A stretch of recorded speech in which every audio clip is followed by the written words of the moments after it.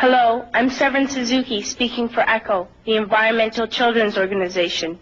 We're a group of 12 and 13-year-olds trying to make a difference. Vanessa Setti, Morgan Geisler, Michelle Quigg, and me. We've raised all the money to come here ourselves, to come 5,000 miles to tell you adults you must change your ways. Coming up here today, I have no hidden agenda. I am fighting for my future. Losing my future is not like losing an election or a few points on the stock market. I am here to speak for all generations to come. I am here to speak on behalf of the starving children around the world whose cries go unheard.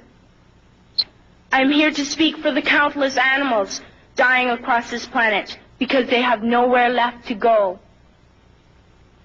I am afraid to go out in the sun now because of the holes in our ozone. I am afraid to breathe the air because I don't know what chemicals are in it. I used to go fishing in Vancouver, my home, with my dad, until just a few years ago we found the fish full of cancers. And now we hear of animals and plants going extinct every day, vanishing forever. In my life, I have dreamt of seeing the great herds of wild animals, jungles and rainforests full of birds and butterflies. But now I wonder if they will even exist for my children to see.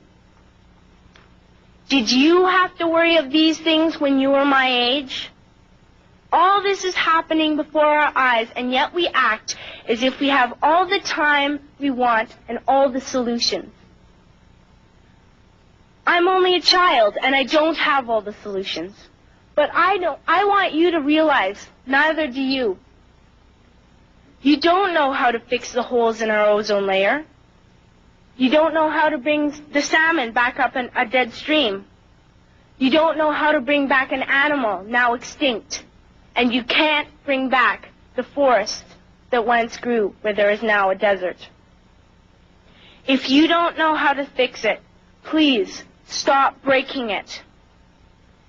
Here, you may be delegates of your government, business people, organizers, reporters, or politicians, but really, your mothers and fathers, sisters and brothers, aunts and uncles, and all of you are someone's child.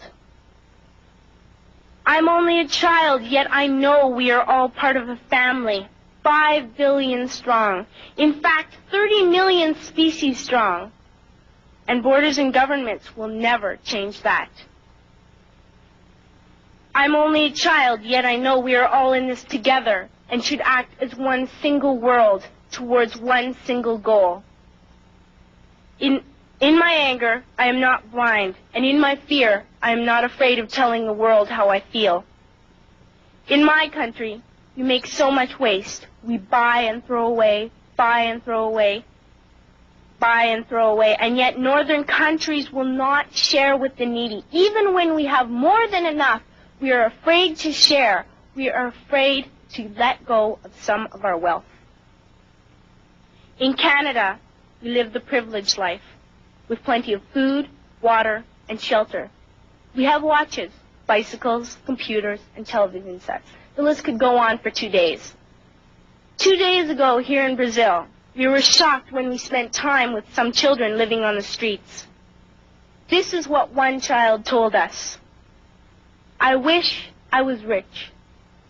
And if I were, I would give all the street children food, clothes, medicines, shelter, and love and affection. If a child on the streets who has nothing is willing to share, why are we who have everything still so greedy? I can't stop thinking that these are children my own age, that it makes a tremendous difference where you are born. That I could be one of those children living in the favelas of Rio. I could be a child starving in Somalia, or a victim of war in the Middle East, or a beggar in India.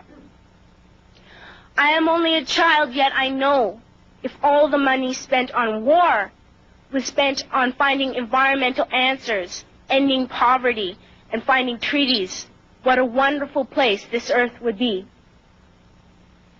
At school, even in kindergarten, you teach us how to behave in the world. You teach us not to fight with others, to work things out, to respect others, to clean up our mess, not to hurt other creatures, to share, not be greedy. Then why do you go out and do the things you tell us not to do? Do not forget why you are attending these conferences, who you're doing this for. We are your own children. You are deciding what kind of a world we are growing up in. Parents should be able to comfort their children by saying, everything's going to be all right. It's not the end of the world, and we're doing the best we can. But I don't think you can say that to us anymore. Are we even on your list of priorities?